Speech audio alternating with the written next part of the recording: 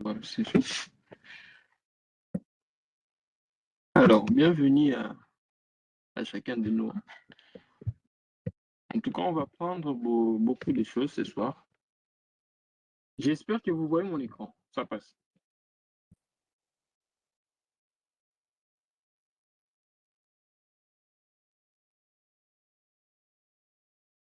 Vous pouvez même me le faire savoir par le chat, hein. Comme ça, je sais voir si ça passe de votre côté.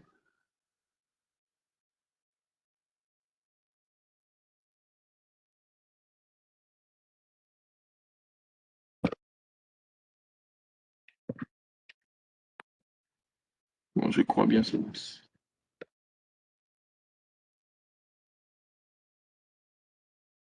Ouais. Ce soir, on va voir comment garantir notre sécurité sur Internet et on va plus parler sur l'usurpation d'identité. Je ne sais pas si vous avez une idée sur l'usurpation d'identité. Et c'est une conférence, en tout cas, sentez-vous libre de lever la main, de s'exprimer. Il y a une idée.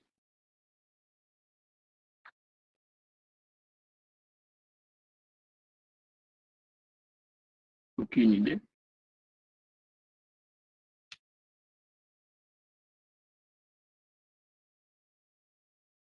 Ok. Il n'y a pas d'idée. C'est pas un problème. On va continuer. Mais j'espère que vous aurez des questions à la longue. Alors, l'usurpation d'identité, c'est quoi en réalité?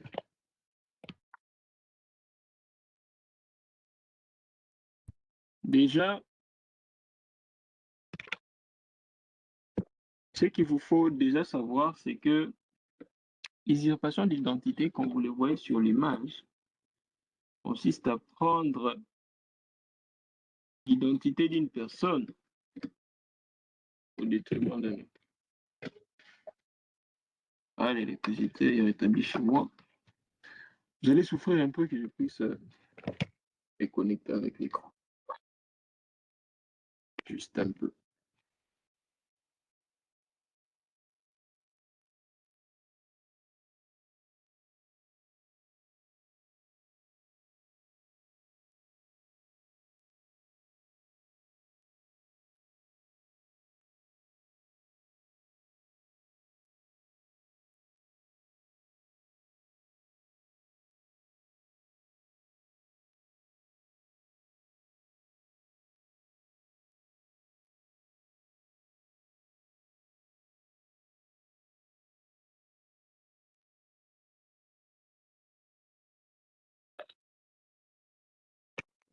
Juste partager l'écran.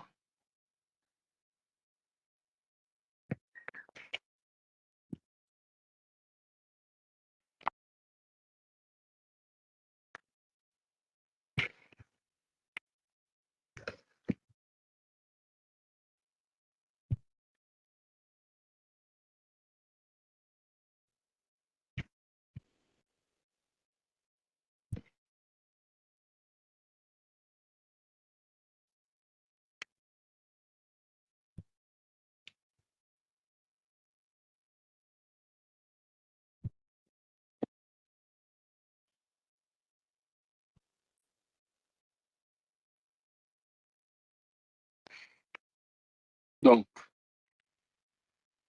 comme je le disais, l'usurpation d'identité sur Internet, hein, est une menace qui est vraiment croissante. C'est vraiment croissante. On dit cela parce que beaucoup de personnes aujourd'hui sont victimes de ces derniers, que ce soit les particuliers, que ce soit les entreprises et d'autres personnes. Comment cela ça se passe? En fait, les cybercriminels utilisent diverses techniques pour voler des informations qui sont dites personnelles et ils les exploitent à des fins frauduleuses. Et ça peut être des comptes utilisateurs, des mots de passe, ainsi de suite. Alors, dans cette conférence, on va voir où on sera sensibilisé aux risques qui sont liés à cette menace et l'usurpation d'identité. Et on va voir aussi qu'est-ce qu'il faut faire pour s'en protéger. Et tout au long, comme je l'ai dit tout au début, si vous avez des questions, n'hésitez pas à les poser ou autre chose, ou que ce soit des suggestions. Ça dépend de vous.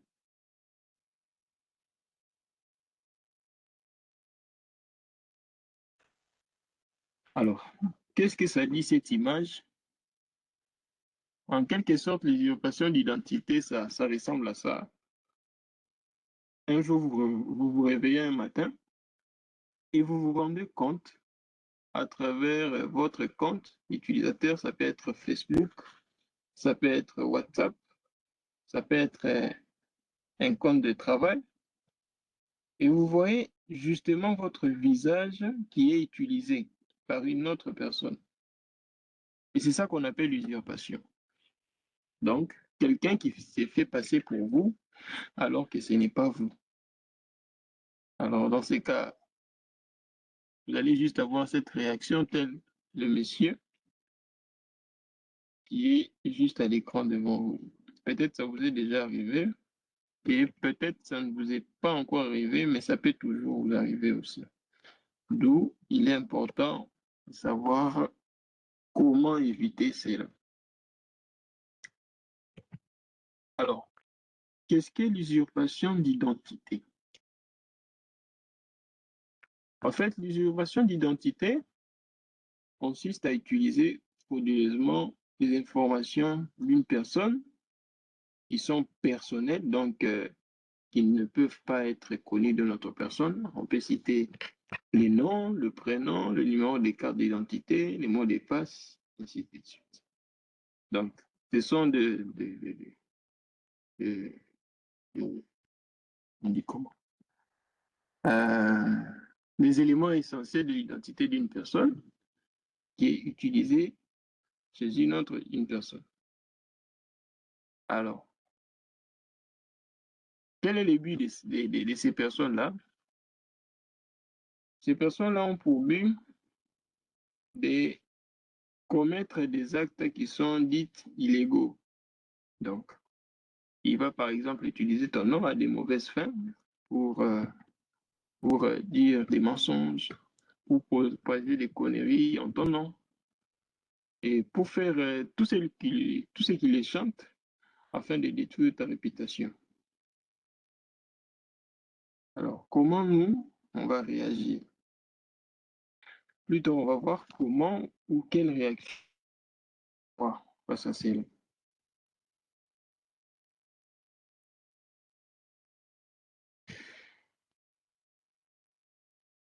Vous voulez entendre voir un message? Alors, on continue. On va voir l'exemple. Maintenant, voyons les exemples courants qui sont liés à l'usurpation d'identité. On ne va pas parler des maths, ne vous en faites pas. On va parler des maths, juste avoir quelques exemples. Alors, quelques exemples. On a les créations de faux profils sur les réseaux sociaux.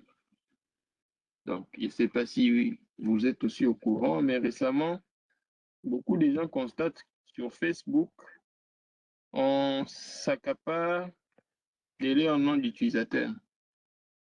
Donc, il peut se retrouver sur un compte. Une autre personne utilise son compte à son insu, sans que ces derniers puissent le savoir. Donc, la personne ne va pas le savoir. Mais c'est juste après, une autre personne qui fait partie de ses contacts va lui dire que non. Récemment, tu m'envoies des contenus qui sont malveillants, qui sont pas sains, qui sont sales en fait. Et la personne sera étonnée, elle va dire que non, c'est pas moi qui l'envoie. Et par là, on saura facilement que non, il y a une personne qui a créé un faux profil ou soit il y a une personne qui a piraté son compte et l'utilise à son insu.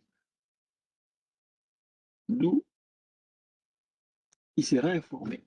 Puis plus tard, on verra qu'est-ce qu'il pourra faire pour, dissiper ces malentendus.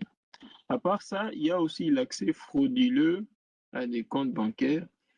Hormis les réseaux sociaux, les comptes bancaires sont aussi ciblés. Euh, la plupart des gens se voient prendre leur compte bancaire facilement comme ça.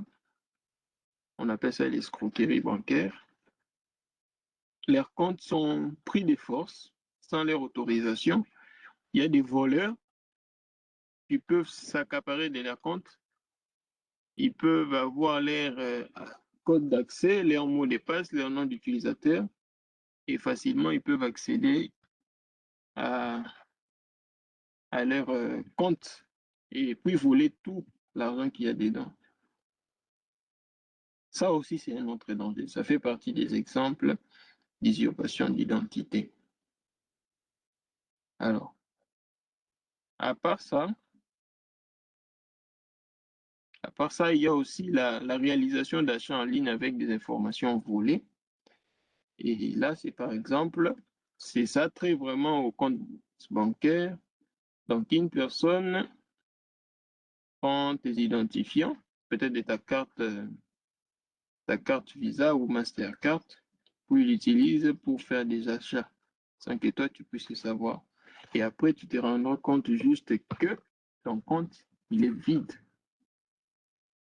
Et ta banque te dira pas, on ne sait pas comment cet argent est parti, ou ils ne sauront rien.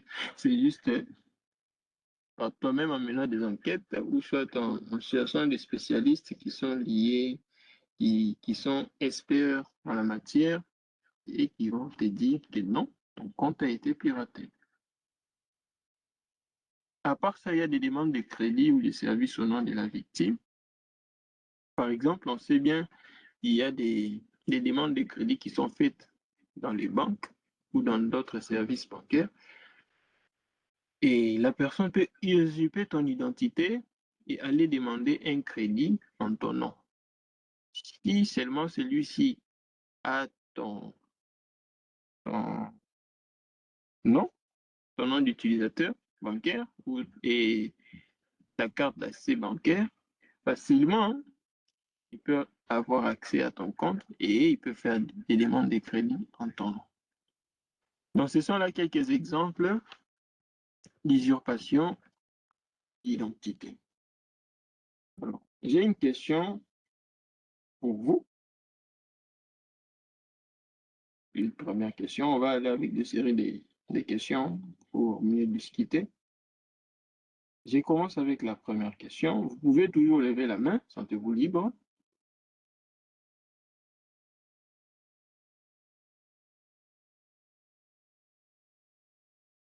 Qu'est-ce que l'usurpation d'identité en ligne? C'est la première question. Qu'est-ce que l'usurpation d'identité en ligne? Vous pouvez lever la main.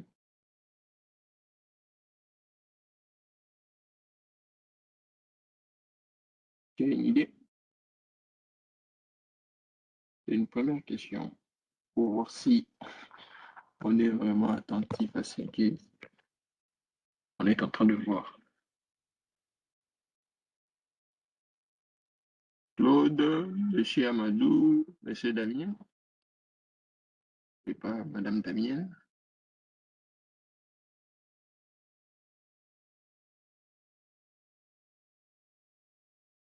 Oui, Claude, tu peux répondre.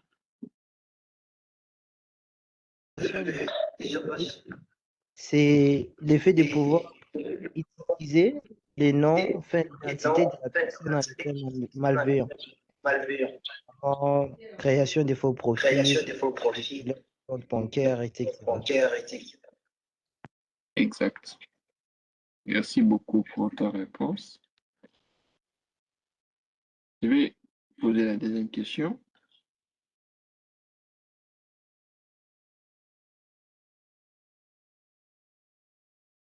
Alors, la deuxième question est celle-ci. Une technique de piratage des comptes bancaires, non plutôt, excusez-moi, quel est l'objectif principal des cybercriminels lorsqu'ils volent une identité en ligne? Là, j'ai quatre propositions de réponse. La première proposition, faire des achats en ligne au nom de la victime, accéder au compte bancaire de la victime, utiliser l'identité pour arnaquer d'autres personnes. Toutes les réponses ci-dessus sont bonnes.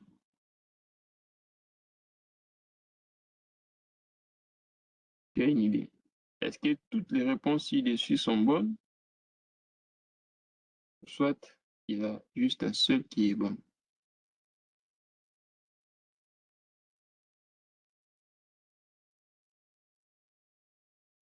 Monsieur Amadou, la question est pour vous. Comme ça, je vais commencer à donner les questions.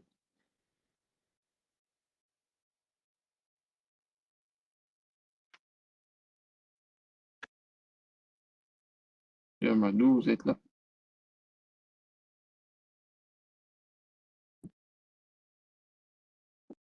Non.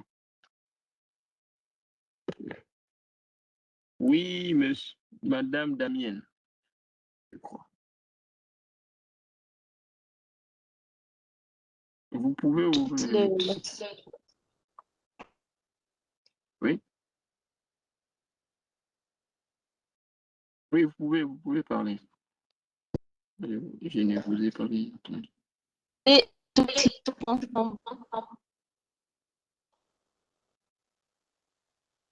Ok, je ne l'ai pas bien entendu. Mais je crois que vous avez dit que toutes les réponses sont bonnes. Je crois bien, c'est ça. Donc, toutes les c'est réponses sont ça, bonnes à c'est cette question. Ok, merci beaucoup. Donc, à cette question-là, toutes les réponses sont bonnes. Je vais poser maintenant la dernière question. Bon, l'autre question, ça va intervenir après, on continue.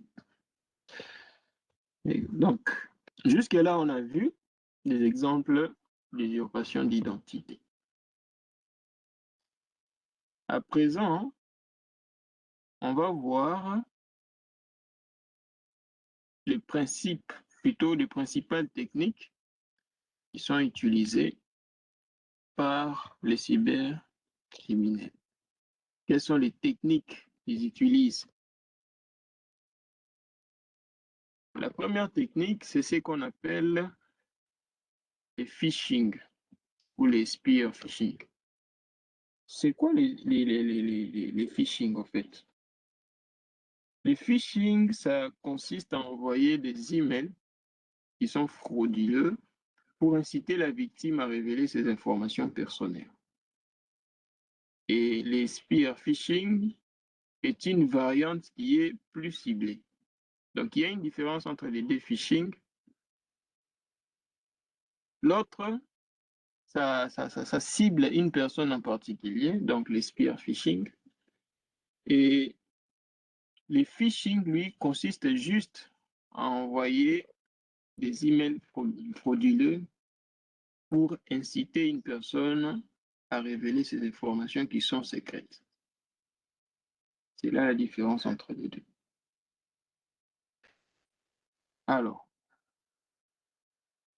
on peut aussi citer, parmi ces techniques, on peut citer aussi les vols d'informations à partir des réseaux sociaux. Les cybercriminels collectent des informations sur les profils publics des personnes pour créer des faux comptes ou réaliser des arnaques. Voilà. Et ça, c'est plus courant avec Facebook et parfois aussi Telegram. Instagram, c'est moins, et ça c'est fait moins souvent. Et WhatsApp aussi, c'est moins souvent. Voilà. Donc, c'est plus à les volumes.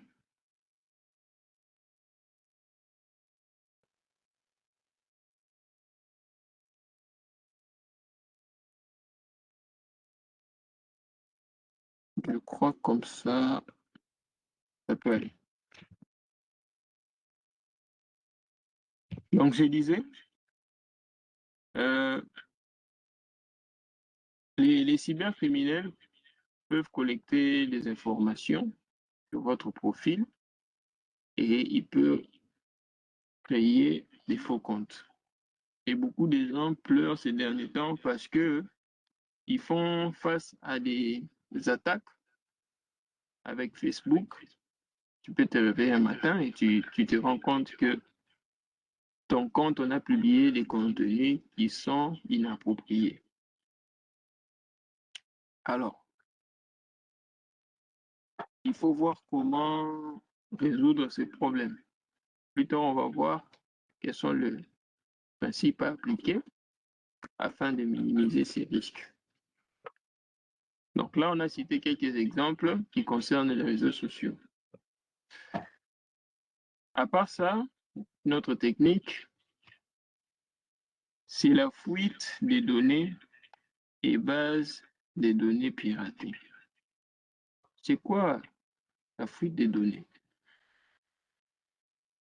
En fait, la fuite des données, c'est le vol des données d'une entreprise, d'une personne, même privée, d'une personne qui sont dites privées et qui sont exposées à la vue de tous sans l'autorisation. Et la fuite des données, ça n'a pas d'accord. On n'a pas besoin d'accord pour faire fuiter les données. Et souvent, on entend aussi parler autour de nous.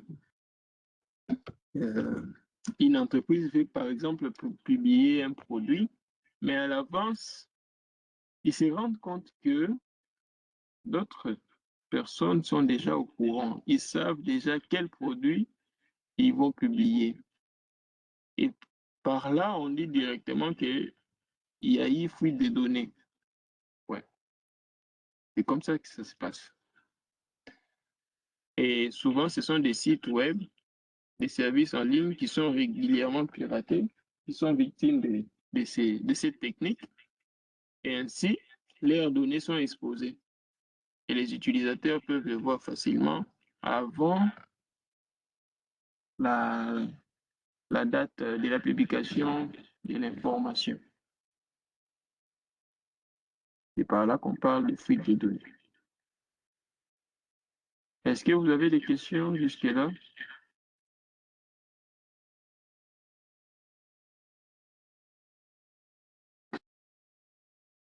Est-ce que vous avez des questions?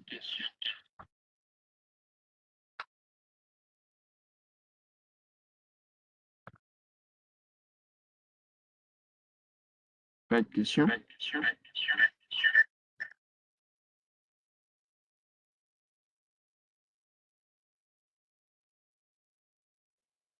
Ok, on peut avancer. Si vous avez des questions, n'hésitez pas à m'interrompre. Alors, on a quelques exemples de ce qui s'est passé avec certaines entreprises. Par exemple, avec ce qui est dit Cinémathèque. En moyenne, dans le monde, 48% de fichiers malveillants joints au courriel sont des fichiers Microsoft.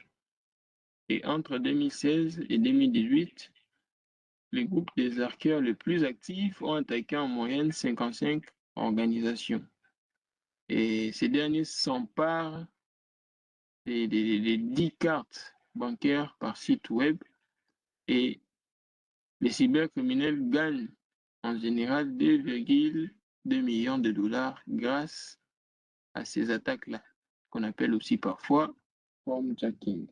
Donc, ils utilisent Microsoft Office plutôt, avec son application. Oui, facilement, ils peuvent voler des cartes bancaires à partir des sites web. Là, c'est un exemple. À part ça, en 2020, aux États-Unis, on a vu que le coût moyen d'une fuite des données était le plus élevé parce que ça atteignait 8,64 millions de dollars. Voilà. Donc là, ce sont les conséquences des fuites des données par rapport aux entreprises. Là, c'est avec IBM. À part ça, Yahoo avait perdu aussi ses données et c'était la plus grande fuite des données de tous les temps parce que lui, il en avait perdu 3 milliards. Et jusque-là, il n'y a aucune entreprise qui a déjà perdu 3 milliards de comptes compromis. Il n'y en a pas jusque-là. Donc, tous ces utilisateurs avaient perdu des comptes et le nombre était à 3 milliards.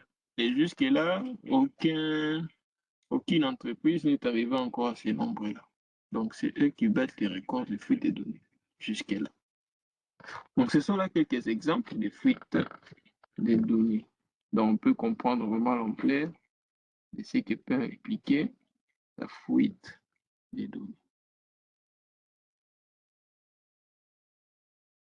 OK. Alors, on peut continuer.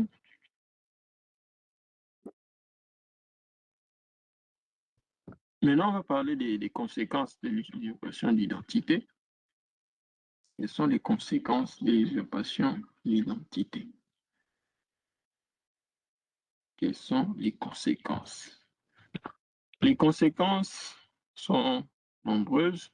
Nous en avons plutôt pris quelques échantillons. Par exemple, il y a la perte financière. La perte financière, on voit les transferts frauduleux, les crédits qui sont non autorisés. On prend des crédits sans notre autorisation. Il y a l'atteinte à la réputation. Donc, on usurpe des profits sur les réseaux sociaux. Il y a aussi des problèmes juridiques. L'usurpation peut être utilisée pour les activités criminelles aussi. À part ça, il y a aussi l'impact psychologique. La personne qui est victime d'usurpation peut souffrir psychologiquement. On en a beaucoup d'exemples. Parce que il peut être victime d'harcèlement, il peut être victime des contenus malveillants, des propos diffamatoires, et cela peut le nuire psychologiquement. Et c'est un danger. Alors, comment se protéger de tout ça? Comment on peut se protéger? Déjà, on doit avoir des bonnes pratiques de cybersécurité. C'est la première des choses à faire. On doit avoir des bonnes pratiques de cybersécurité. C'est quoi les bonnes pratiques de cybersécurité? Déjà, on doit adopter des bonnes pratiques de cybersécurité en utilisant des mots de passe complexes et uniques pour chaque service, pour chaque compte réseau social et pour chaque compte utilisateur. Ça dépend. Ça ne peut pas être seulement des réseaux sociaux. À part ça, on doit activer l'authentification à 2 facteurs qu'on appelle MFA, double FA. Vous pouvez avoir plus de détails sur Internet. Pour ceux qui sont dans le groupe, j'enverrai des liens pour ça, pour vous expliquer comment le faire. Et je reviens sur le mot de passe complexe. Que ce soit votre compte Facebook, que ce soit votre compte Instagram, TikTok, veillez à ce que le mot de passe puisse au moins dépasser 10 caractères. Donc, ça doit être au-delà de 10 caractères. 10 caractères, ça veut dire vous devez mélanger des chiffres et des lettres, ça sera génial. Comme ça, vous allez minimiser le risque d'être pirate. À part ça, vérifiez aussi l'authenticité des emails que vous recevez. Ne soyez pas plutôt ne soyez pas pressé de cliquer le lien. Ne soyez pas pressé. Oui, Claude, tu as une question? Tu peux parler. Oui, en fait, mot de passe complexe. Oui. Est-ce que c'est mal de pouvoir utiliser juste les mêmes mots de passe pour réseaux sociaux en ligne ou compte en ligne. On utilise les mêmes mots de passe pour deux ou trois réseaux sociaux qu'on utilise. Merci pour ta bonne question. C'est mal, c'est pas conseillé. C'est pas conseillé de prendre. C'est ça l'habitude que nous avons, hein, surtout nous ici en Afrique.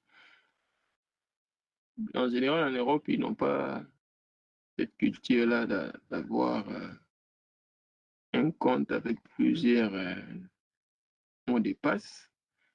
C'est déconseillé en fait. Pour sa propre sécurité, il faut avoir pour chaque compte un mot de passe unique. Donc, je ne peux pas avoir un mot de passe pour Facebook et le même mot de passe pour WhatsApp, pour Instagram, pour TikTok, pour Viber, pour LinkedIn, pour Indeed, ainsi de suite. Tous ces comptes, que ce soit professionnel, que ce soit pour la communication, ça doit être des mots de passe différents à partir de chaque compte. Ça ne doit pas être toujours le même mot de passe. C'est vraiment important pour la sécurité, pour ne pas être compromis. Et c'est l'erreur que nous tous nous faisons. On crée le même mot de passe pour plusieurs comptes. Et à la longue, ça nous détruit. Ouais, ça nous détruit. Ouais. Donc, il faut avoir vraiment des mots de passe qui sont complexes pour chaque compte. Je crois que j'ai répondu à ta question. Exact. Si vous avez des questions, n'hésitez pas à m'interrompre. On continue. À part ça, on doit éviter de partager des informations personnelles sur les réseaux sociaux. Donc, si on ne veut pas être piraté sur Facebook, évitons de partager des informations personnelles. Souvent, je prends un exemple, hein. Tu es en train de manger le foufou ou un autre cas, tu es allé dans un restaurant chic, tu as fait les supermarchés, tu es entré tu as voyagé par exemple, tu es allé à Dubaï, tu as visité tous les luxes de Dubaï et boum, tu les postes sur les réseaux sociaux. Et vous savez, les dangers, c'est quoi? Qui sait quel est le danger? Vous pouvez lever la main pour répondre. Si je poste mes photos, je suis à Dubaï, j'ai fait tel restaurant, j'ai fait tel magasin, j'ai payé ceci, j'ai payé cela. Vous connaissez c'est quoi les dangers par la suite? Qui a une idée? Il y a seulement Claude qui lève la main. Oui, mais c'est Madame Damienne. On attire souvent de mauvaises personnes. Pire, ou Exact. Oui, Claude, tu peux s'ajouter. C'était beaucoup plus une question par rapport avec ça. Oui. Actuellement, avec il y a la possibilité, même pas seulement mais aussi avec Instagram, si je ne me trompe pas, il y a la Oui. possibilité de verrouiller son compte. J'aimerais voir, c'est recommandé, et si oui, quoi faire, mais que faire maintenant si nous sommes habitués d'appuyer quelques articles que nous avons tendance à vendre, ou ce que nous savons faire sur les réseaux sociaux. Maintenant, que faire dans ces cas-là? Parce qu'on ne peut pas verrouiller alors que nous vendons des services. Maintenant, que faire? Qu'est-ce que vous pouvez recommander dans ces cas-là? Et savoir si verrouiller son profil est recommandé. Voilà un peu ma question. Ah, merci beaucoup pour ta question. Madame Damienne, tu as aussi une autre question? Je vois ta main levée. Ah, ok, vous l'avez baissé les mains. Voilà. Pour ta question, Claude, bon, si par exemple, toi, tu vends des contenus, des produits, tu publies sur les réseaux sociaux, normalement, il t'est recommandé d'utiliser les comptes business. Ouais. Pour ceux qui font des commerces en ligne, ils peuvent utiliser les comptes business. On en a pour le groupe Meta, il y a WhatsApp Business, il y a Instagram Business, il y a Facebook Business, et ainsi de suite. Et vous pouvez facilement euh, faire la publicité. Et avec WhatsApp, normalement, oui, vous pouvez aussi le faire. Mais ici, on parle plus de ce qui est lié à votre vie personnelle, en fait. Les informations qui sont personnelles. Ouais, il y a une différence entre information personnelle et une information qui peut être délivrée au public, en fait. Ouais. Si par exemple tu postes, bon, je donne un exemple, hein, tu es à Dubaï, tu as fait tel magasin, tu n'es pas obligé de montrer par exemple le bâtiment du magasin, ainsi de suite, j'étais là, regardez, non, non.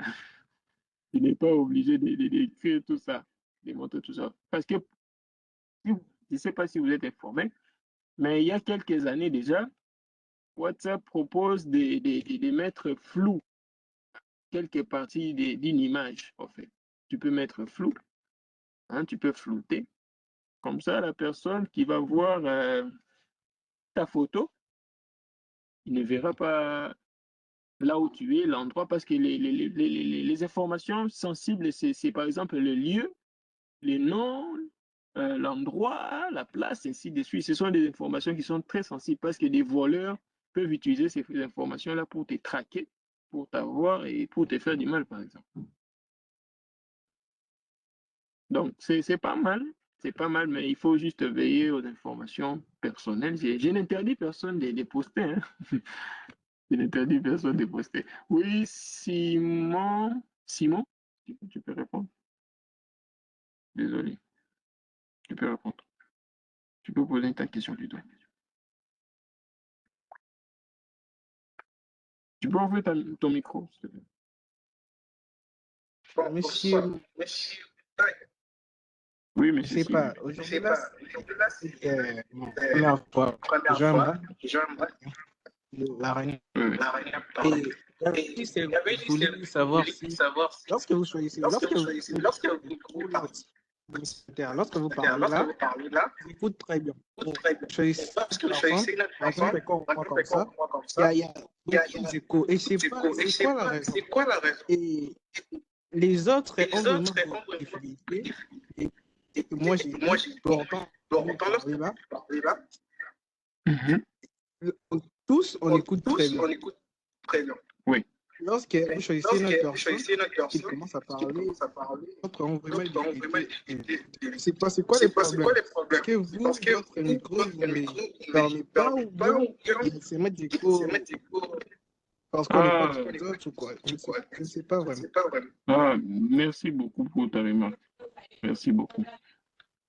Je ne sais pas si les autres aussi ont fait ces constats-là. Je crois que c'est parce que j'utilise un téléphone. Je crois que l'écho là, c'est dû à ça. Je n'avais pas diminué les sons. Je crois après, ça sera bon. Merci Bon, beaucoup pour ta remarque. parce que les deux remarques Oui, tu veux parler. que les autres ont donné, là, moi, j'ai rien écouté. Ah, Mais ok. Mais réponse, ouais, je l'ai écouté parce que vous parlez comme peut-être un autre, je ne sais pas si c'est ça la raison. Je vous ai bien écouté, mais j'ai rien écouté du tout. Mhm. Voilà. Est-ce que Claude, maintenant, ça va? Lorsque Simon parlait, tu l'as Mais bien quand entendu? monsieur Simon parlait, même madame, bon, même la dame, quand elle parlait, en tout cas, il y avait beaucoup d'écho. Et j'ai l'impression, si maintenant que je parle, il y a des échos. Donc peut-être qu'il y a un de ces téléphones qui est en mode haut-parleur, peut-être. Ah oui, je l'ai coupé. En fait, je l'ai coupé. Je ne sais pas si tu constates toujours la même chose. Bon, quand toi tu Maintenant, ça parles, va? c'est normal. Ah, Quand tu parles, c'est normal. Peut-être une autre personne peut confirmer. Quand maintenant je parle, il y a des échos. Mais il y a l'enregistrement. Hein. Comme chez moi, vos sons passent correctement, je vous renvoyerai encore l'enregistrement et je vais voir avec l'application qu'est-ce qui ne marche pas. Ou soit si les problèmes, c'est moi, lorsque vous parlez, je dois fermer mon micro. Merci pour vos réponses. Sûrement, Hein. c'est ça. Sûrement, c'est ça exactement. Oui, oui, c'est ça. Je dois fermer mon micro lorsque vous parlez. Donc, je crois, avec les prochains intervenants, c'est ce que je vais faire. Merci beaucoup pour cette remarque. Alors, je continue. Si vous avez des questions, n'hésitez pas. Vous pouvez toujours les poser. Alors, là, c'est l'exemple. Hein. En quoi consiste la sécurité? Ce que vous pouvez faire. Ce que vous pouvez faire. La première partie, là où c'est écrit login, c'est pour le mot de passe. Donc, tu peux saisir ton mot de passe, que ce soit sur ton compte Facebook, WhatsApp, etc. Et tu saisis ton mot de passe. Et après, tu vas recevoir une notification dans l'application d'authentification. Donc, l'application d'authentification, ça peut être par exemple un numéro, tu peux le faire avec un numéro de téléphone. Souvent, c'est ça, hein, c'est l'authentification le plus utilisée. Donc, tu mets ton mot de passe, ton nom d'utilisateur, puis on te renvoie un code dans ton numéro de téléphone. Puis, ces numéros de téléphone-là, tu prends le code et tu les mets là où c'est demandé dans les sites, par exemple Facebook, et tu approuves. Après avoir approuvé, le serveur va te donner accès et tu vas te connecter. Et c'est ça qui est conseillé. Donc, et au moins une authentification avec les codes. Hein. Donc, vous avez un numéro de téléphone bien choisi. Comme ça, à partir de ces numéros de téléphone, vous pouvez recevoir un code et vous faire authentifier. Et comme ça réduit les risques qu'une autre personne puisse avoir accès à votre compte. Et à part ça, on verra d'autres choses qu'il faut faire dans la prochaine partie en ce qui concerne la protection des données personnelles. Là, pour sécuriser ces données personnelles, il faut déjà vérifier les paramètres de confidentialité des comptes en ligne. Alors, comment les vérifier? Par Facebook, je vais vous envoyer un lien qui va vous expliquer comment le faire pour Facebook, pour ceux qui ont des comptes Facebook. Là, il faut voir hein, déjà, est-ce que mon compte est visible pour tout le monde? Les informations sensibles plutôt de mon compte sont visibles pour tout le monde. On peut voir par exemple si votre compte est créé avec un numéro de téléphone, c'est une information qui est sensible. Quelqu'un peut le prendre et modifier votre mot de passe sans votre autorisation et avoir les contrôles de votre téléphone. Et donc, à part ça, il peut y avoir aussi les comptes Gmail avec lesquels vous avez créé votre compte. Il faut veiller aussi à les bloquer. Et ça se fait à partir des paramètres de confidentialité. Vous pouvez rendre votre numéro de téléphone, ou soit votre date de naissance, ou soit votre Gmail invisible pour tout le monde. Comme ça, les gens ne pourront pas voir votre nom d'utiliser, votre numéro de téléphone ou votre Gmail pour utiliser et faire des actions qui sont mauvaises. Et peut-être usurper votre compte. À part ça, vous devez avoir l'habitude de surveiller vos comptes. Hein? Donc, ayez l'habitude de surveiller les comptes parce que certains sites utilisent les systèmes d'alerte. Par exemple, Google. Google utilise un système d'alerte. Si, par exemple, vous êtes connecté sur un nouveau téléphone, il va vous demander, mais est-ce que c'est vous vraiment? Est-ce que c'est toi? C'est toi qui s'est connecté sur tel téléphone, sur tel appareil? Et là, vous allez voir. Si c'est vous, vous allez dire oui, c'est moi. Si ce n'est pas vous, directement, vous allez bloquer ces téléphones-là. Vous allez bloquer directement. Il faut agir sans tarder. On va voir ça dans les prochains slides. Et aussi, hein, on doit se méfier des Wi-Fi publics. Parfois, on a tendance, on n'a pas de mégas. On n'a pas de mégas. Hein.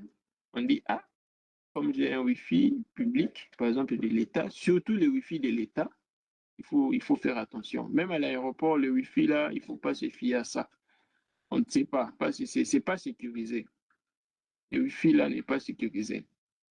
Et si vous voulez utiliser un tel Wi-Fi, utilisez un VPN. C'est plus mieux. En tant qu'une personne qui est instruite en cybersécurité, veuillez utiliser un VPN pour ne pas tomber victime d'un cauchemar. Oui, Claude, tu peux parler, je vais fermer mon micro. J'avais une question par rapport à l'utilisation des gestionnaires des mots de passe. Bon, je ne sais pas si c'est ce que j'ai compris parce que là, vous avez un peu bégayé.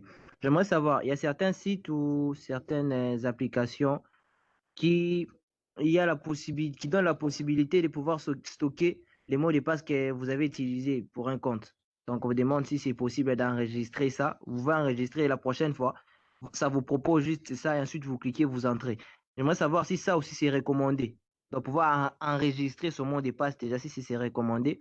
Et la deuxième chose, c'est par rapport à ce que vous avez parlé, hein, des Wi-Fi, des connexions et tout. J'aimerais savoir, actuellement, il y a des applications qui permettent à ce qu'on puisse utiliser la connexion gratuite.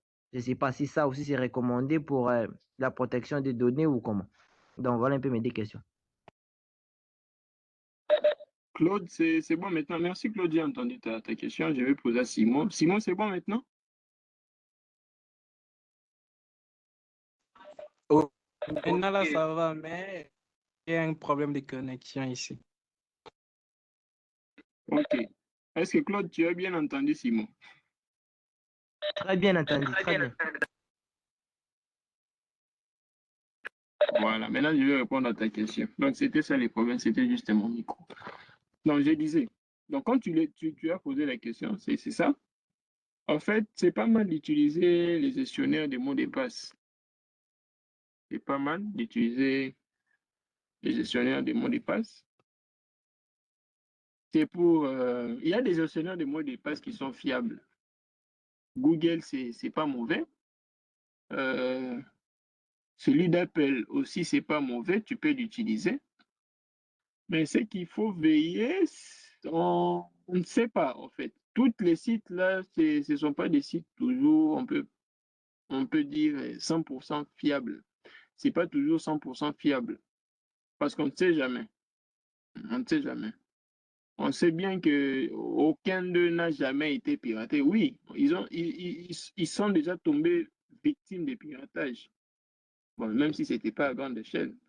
Mais ça peut arriver que quelqu'un, parce qu'aujourd'hui, les cybercriminels sont arrivés à un niveau là avancé avec l'intelligence artificielle, ils peuvent faire des choses inimaginables. Alors, ce qui est conseillé, c'est de juste ne pas utiliser ou ne pas mettre, déstocker nos mots de passe dans des gestionnaires. Hein, c'est mieux d'avoir ça sur un papier, sur une feuille, que de mettre ça dans un site. Que de mettre ça dans un site. Et même si on veut le mettre dans un site, même si on veut le mettre dans un site, il y a des méthodes hein, qu'on peut utiliser. Par exemple, avec Google, il y a des méthodes qu'on peut utiliser pour mieux les gérer. Hein. Et avec Apple aussi, il a ajouté une deuxième option pour protéger son sac de mots de passe. Comme moi, j'utilise un sac de mots de passe pour Apple parce que je ne peux pas tout retenir, les mots de passe. J'ai un sac pour Apple. Et, et voilà. C'est ça. Et pour Android, vous pouvez utiliser Google, mais il y a des méthodes, je vais vous montrer les méthodes. Sauf qu'avec le peu de temps qu'on a ici, peut-être plus tard, avec d'autres formations, on verra ça. C'est bon, Claude, j'ai répondu à ta question.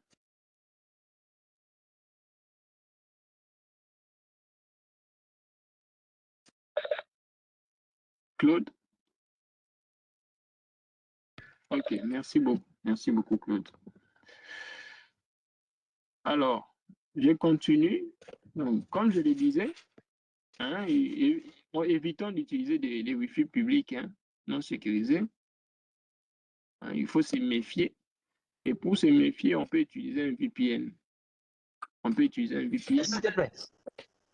La deuxième, vous n'avez pas répondu. La deuxième, vous n'avez pas répondu. Pour ceux qui utilisent les applications qui proposent des connexions gratuites. Oui, tu peux, mais... Ok.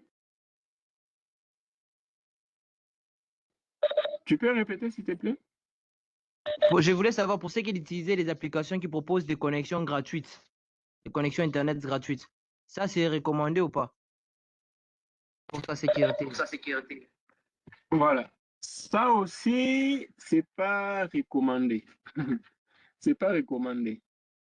Pourquoi on dit que c'est pas recommandé? Parce que ça peut vous amener à cliquer sur des liens qui sont frauduleuses. Or, on sait bien que chaque réseau de télécommunications propose un tarif pour se connecter à Internet, pour avoir des forfaits Internet. Mais là, il vous propose gratuitement. Et vous savez, lorsqu'une application est proposée gratuitement, c'est ce qu'on appelle un crack. Et à la longue, on aura toujours des problèmes. On a toujours des problèmes. Même si maintenant, là, tu utilises bien, tu es à l'aise, à la longue, tu auras toujours des problèmes. Les cracks, ça pose toujours des problèmes. Parce que c'est un vol, au fait. C'est un vol. Et là, ça demande beaucoup de choses. Il faut bloquer les pare-feux, il faut ceci. Donc, alors que c'est un virus, au fait. C'est un virus, au fait. Alors, si on installe un virus dans son téléphone, à la longue, on va souffrir. Même si les conséquences ne peuvent pas se manifester maintenant. Mais dans d'autres cas, ça se manifeste du coup. Ouais, ton téléphone, ça bug, c'est lent. Et il y a certaines de ces applications-là, comme tu dis, ils proposent. Bon, beaucoup de gens l'utilisent. Même moi, j'ai l'utilisé, mais je me suis rendu compte qu'après, bon, c'est pas du tout bien. Il faut éviter. Donc, c'est un peu ça. Je crois que j'ai répondu à ta question, Claude. Alors, je continue. Alors, il faut aussi installer un antivirus, hein. Si on a un ordinateur, nous devons avoir un antivirus et un anti-malware, c'est toujours un antivirus qui est fiable. Et par défaut, sous chaque Windows, sous chaque appareil Windows, pour tous ceux lui qui utilise les systèmes d'exploitation Windows sur son ordinateur, il y a l'antivirus Windows Defender. C'est le meilleur antivirus, en tout cas. Ça dépasse Madav, ça dépasse Proton, ça dépasse, je ne sais pas quoi d'autre là. Hein, ça les dépasse tous, en fait. Bon, peut-être ça peut égaler avec Kaspersky, oui. Mais par défaut, je vous conseillerais d'utiliser Windows Defender. C'est le meilleur antivirus. Et ça vient déjà installé sur vos machines avec...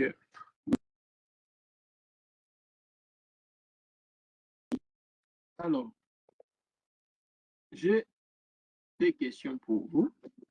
La série des questions n'a pas fini. En tout cas, levez la main sans devenir. Alors, la question, c'est celle-ci. Quel type de mot de passe est le plus sécurisé? Je vais vous proposer 2 mots de passe. Le premier mot de passe, mon nom 123. Le deuxième mot de passe, un mot de passe avec beaucoup de lettres, beaucoup de chiffres, beaucoup de caractères spéciaux. Qu'est-ce que vous pensez? Vous pouvez lever la main.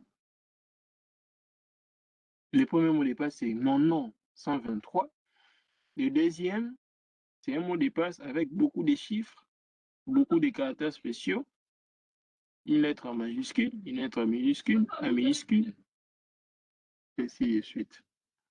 Vous pouvez lever la main si vous avez une idée. Vous choisirez quelle option.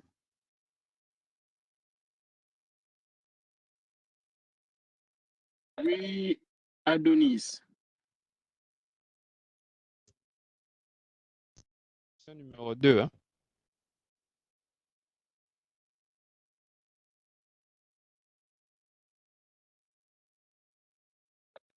Merci Adonis. Simon, toi, tu choisirais quoi? Bon, avant d'abord de répondre, c'est pas, j'ai encore une question. Quand vous avez dit non 123, les 123 là, c'est les chiffres, ce sont les chiffres ou comment, je sais pas, j'ai pas bien compris par. Voilà, les 123, ce sont des chiffres, c'est un nombre, hein, 123. Donc, mon nom, donc, comme tu l'entends, mon nom après 123.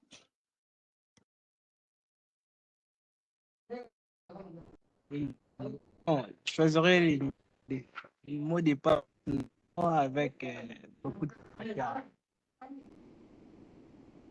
OK. Très bien. Quelle est une autre idée?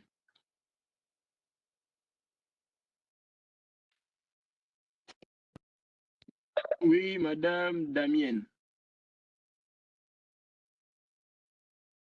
Moi, je choisirais le 1, ton nom, mon nom personnellement, et 1, 2, 3. Je pense que c'est mieux. OK. Et Claude, tu choisirais quoi? 13e. pour une meilleure protection. Exact. Merci beaucoup. Oui, en tout cas, toutes vos réponses sont bonnes. Toutes vos réponses sont bonnes, que ce soit d'Adonis, que ce soit... Ah, c'est juste un monsieur Amadou qui n'a pas donné son avis. Monsieur Amadou, tu as un avis à émettre?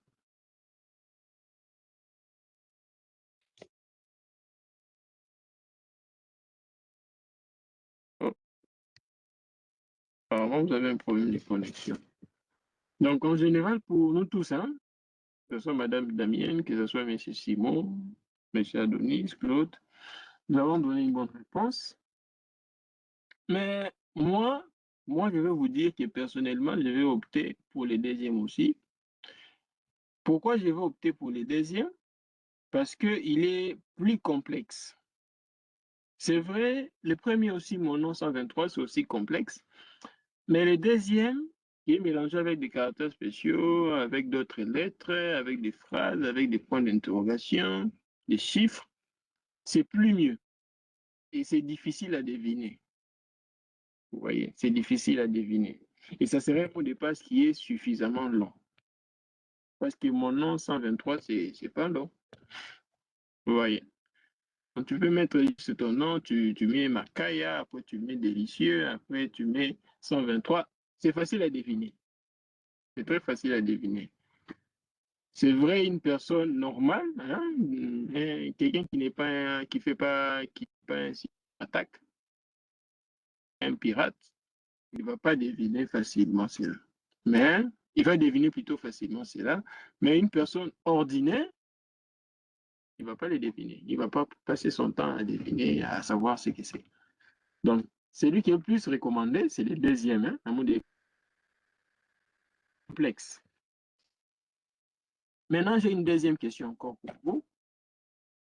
La double authentification, qu'on appelle aussi MFA, permet de, je vais vous donner des propositions, rendre les connexions plus rapides, ajouter une protection supplémentaire contre le piratage.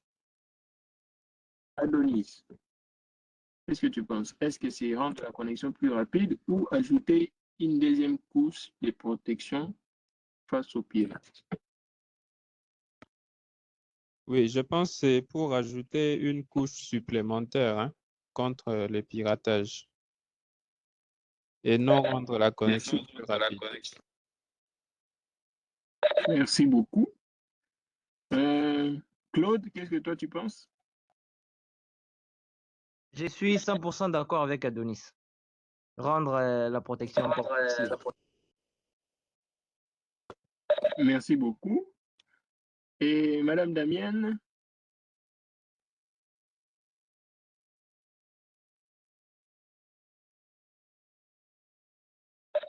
Je suis du Madame même avis Damienne. avec Adonis.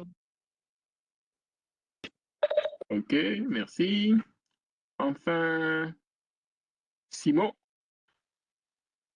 Pour moi, répondez un peu la question. Je n'ai pas bien écouté. J'ai un problème de connexion. Donc, je disais, hein, la double authentification, MFA, permet de rendre les connexions plus rapides ou d'ajouter une couche de protection supplémentaire contre les piratages. Qu'est-ce que tu penses?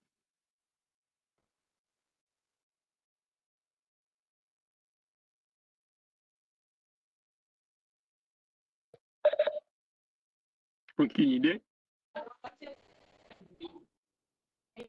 La deuxième option, là.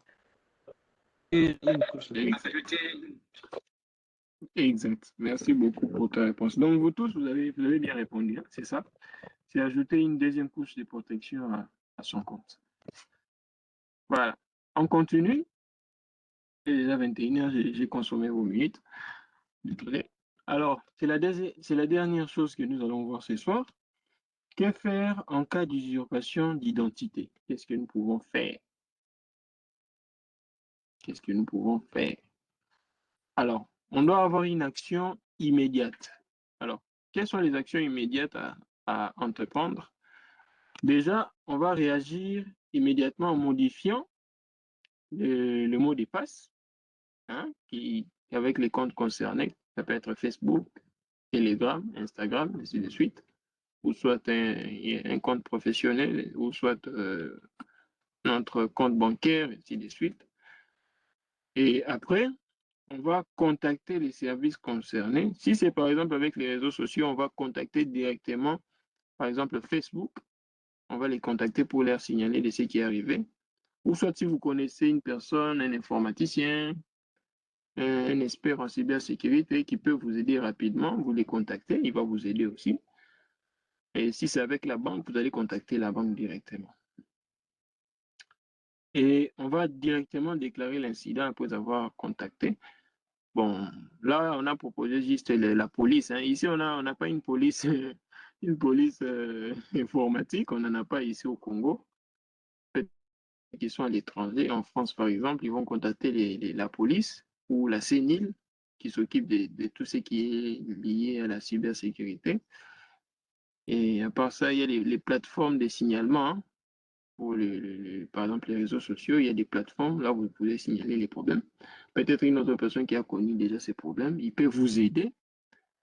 Et à part ça, il y a des cyber, des personnes qui sont experts en cybersécurité, on en connaît. Par exemple, M. John Bazika, il peut vous aider. Moi aussi, je peux vous aider.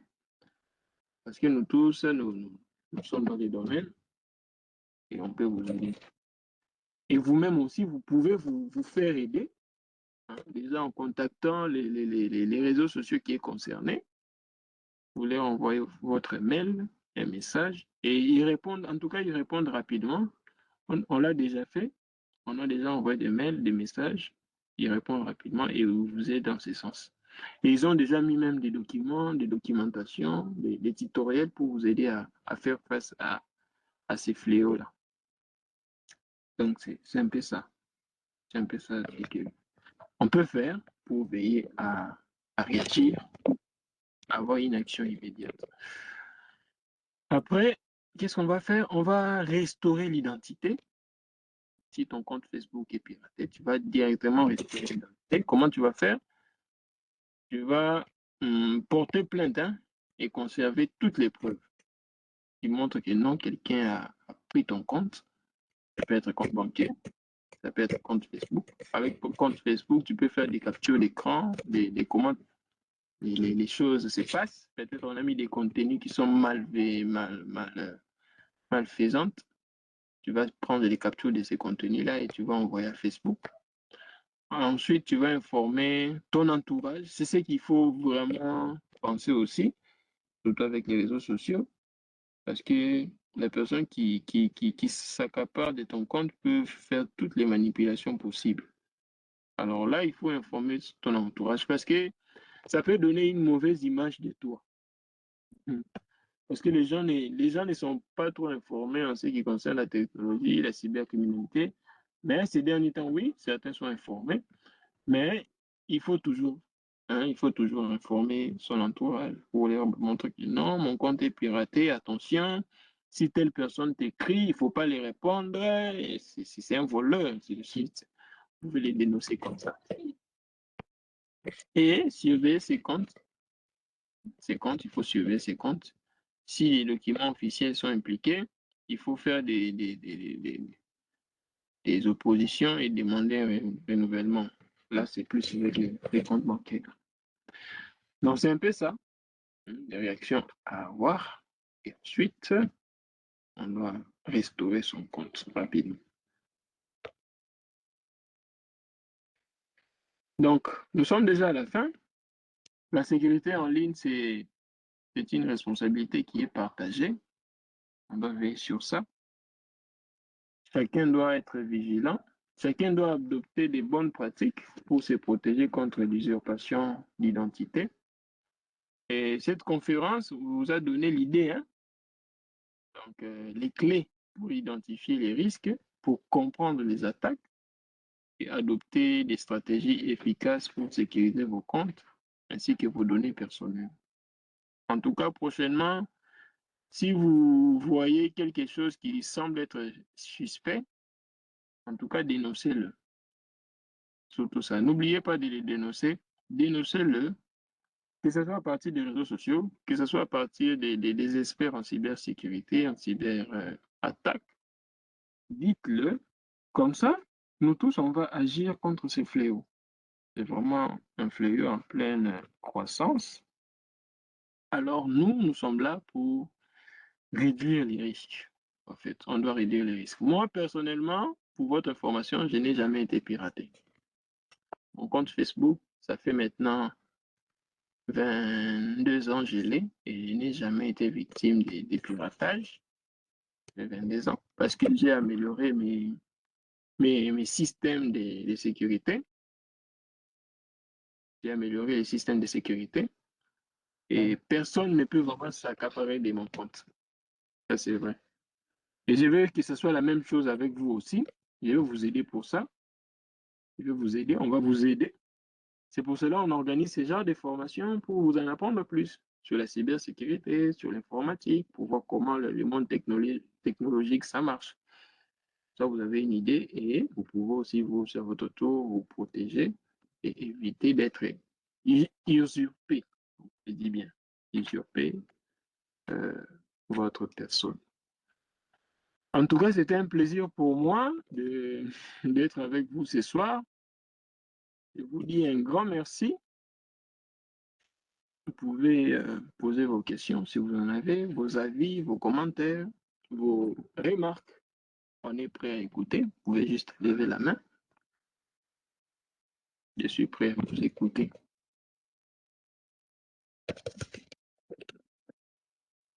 Est-ce que vous avez des remarques, un avis, une question à donner, à poser?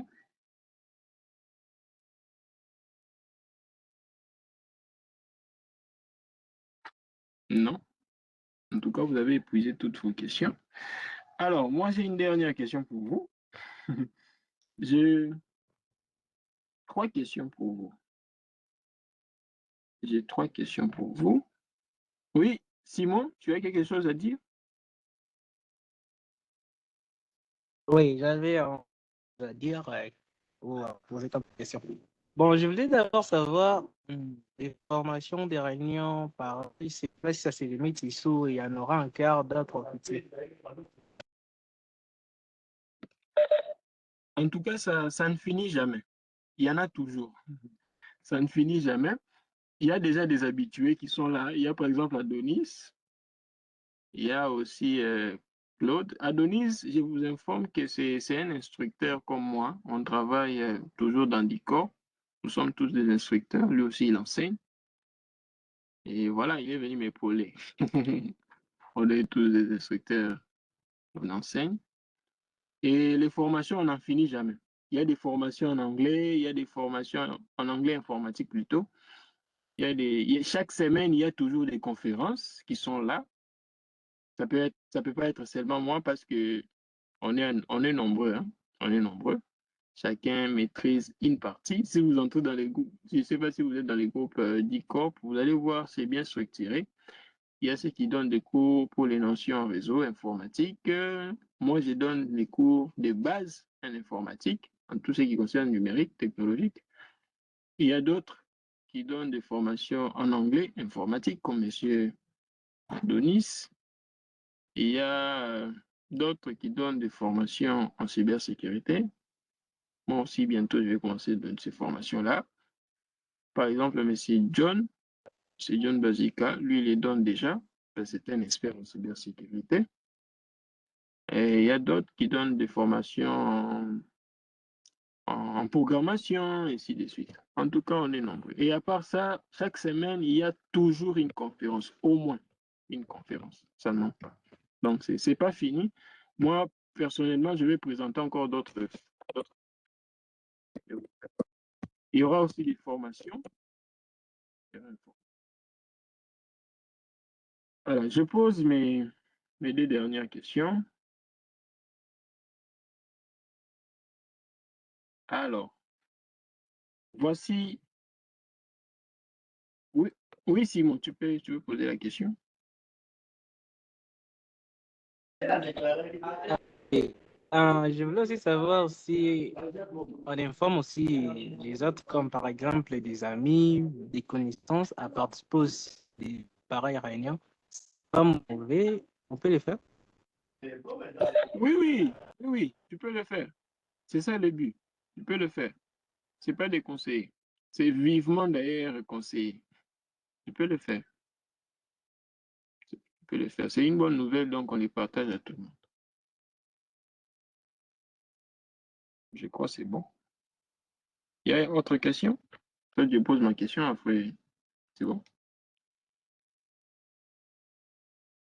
En tout cas, si vous avez d'autres questions, vous pouvez me consulter en privé, hein. Je suis toujours apte à répondre. Ça dépendra de vous. Alors, je pose Bon, ma ouais, question. Oui, tu peux parler, tu peux parler.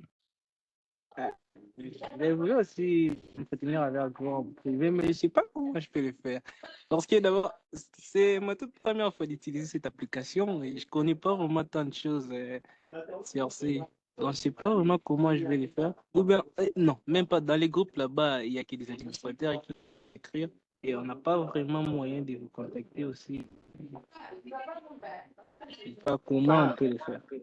Ok, je vois. Tu vois le monsieur qui envoie les affiches, le message dans le groupe. Tu peux juste cliquer, c'est moi. C'est moi, en fait. C'est bon? Bon, d'accord. Ok, super. Alors, tu peux me permettre, je vais poser ma question maintenant. Simon, tu as beaucoup de questions. Alors, je pose la question. Quel est le premier réflexe à avoir en cas de vol de ces informations personnelles? La première suggestion, ne rien faire et attendre. La deuxième suggestion, supprimer son compte pour éviter les piratages. La troisième suggestion, signaler les problèmes au gestionnaire des comptes concernés. Donc, la première option, ne rien faire et attendre. La deuxième option, supprimer les comptes. La troisième option, signaler l'incident au gestionnaire des comptes concernés ou à un expert de cybersécurité. Qu'est-ce que vous pensez?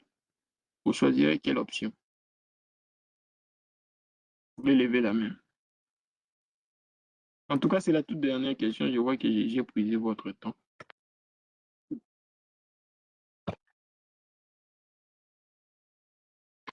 Monsieur Adonis, il choisira quoi?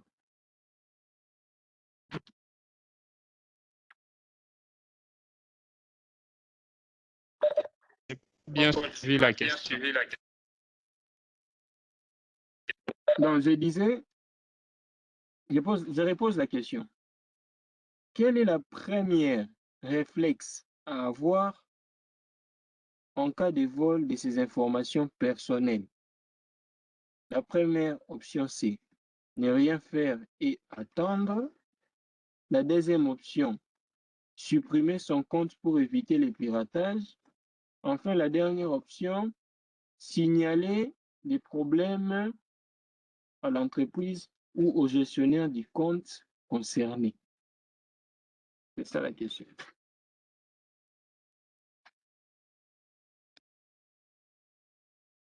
Aucune idée? Monsieur Adonis? Je dirais la dernière option. Ok, merci. Claude? Dernière option, s'il vous plaît. Ok, Simon?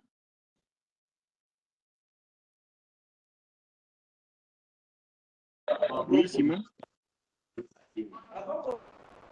Je dirais aussi, pour moi, toutes les options sont bonnes, mais on sait qu'on vient d'apprendre ici, je choisirais la dernière option. Ok, merci. Enfin, oui, monsieur Amadou aussi a dit la troisième option. Madame Damienne?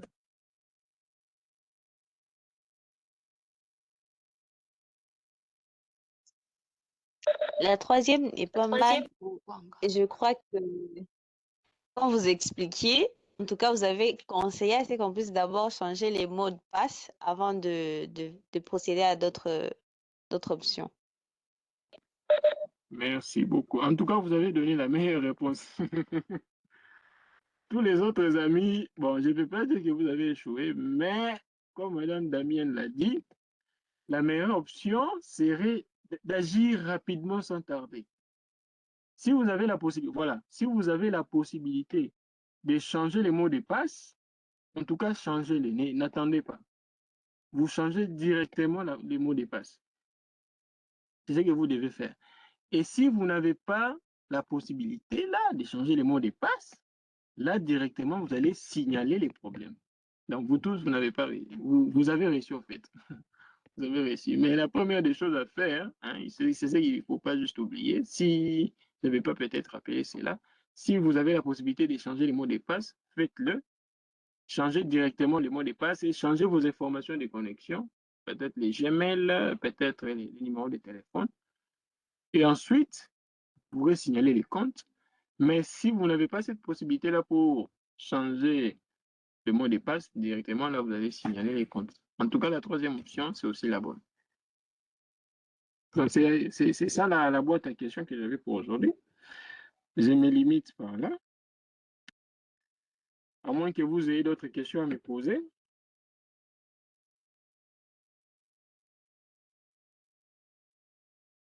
À moins que vous ayez d'autres questions à me poser. Est-ce que vous avez d'autres questions? Ouais, moi, j'avais, par exemple, ça, on vous connaît, parce qu'on a eu à vous contacter, on est là présent à la réunion. Maintenant, pour d'autres, par exemple, comme ça, on a été informés. Et nous aussi, informer les autres. Et en ces moments-là, eux aussi, ils peuvent avoir l'idée sur ce qu'ils peuvent faire. Maintenant, si des cas pareils surgissent sur leur compte, et maintenant, ils veulent contacter les agents comme vous, comme ça, comment maintenant ils vont le faire? Parce qu'ils n'ont même pas vos contacts, là, je ne sais pas. Comment ils vont vous contacter? Voilà. Donc, dès lors tu as l'information comme ça, tu as mon coordonnées, tu as mon numéro, tu connais les noms des sites d'ICOP Academy. Je vais t'envoyer tout ça. Je t'enverrai tout ça. Comme ça, si une personne te demande que je vais prendre contact avec l'académie, ok, pas de problème. Je te donnerai les coordonnées et tu l'enverras cela. Et déjà, comme tu es dans les groupes, tu peux facilement donner les liens du groupe à la personne et la personne peut rejoindre le groupe et il sera informé de toutes les informations ou annonces qui seront postées. C'est bon.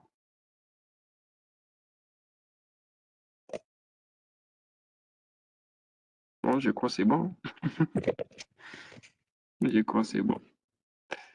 Bon, voilà. En tout cas, une fois de plus, merci beaucoup d'avoir été là. Merci d'être passé. C'était un plaisir. C'est toujours un plaisir pour nous d'accueillir de nouvelles personnes, de faire connaissance avec de nouvelles personnes. Ça nous élargit en fait. Et ça nous permet de connaître d'autres personnes. Et je crois bien, bientôt on aura d'autres formations à offrir. Vous serez informés. Vous serez toujours informés. On va vous en informer. Et pour ceux qui sont dans le groupe WhatsApp, vous aurez d'autres informations pour ce qui concerne d'autres conférences. J'ai épuisé vos 25 minutes, désolé. On avait prévu de faire qu'une heure, mais on a dépassé parce que vous étiez vraiment intéressant. Tout le monde était intéressant, tout le monde a participé. En tout cas, félicitations à vous tous d'avoir participé. C'était génial.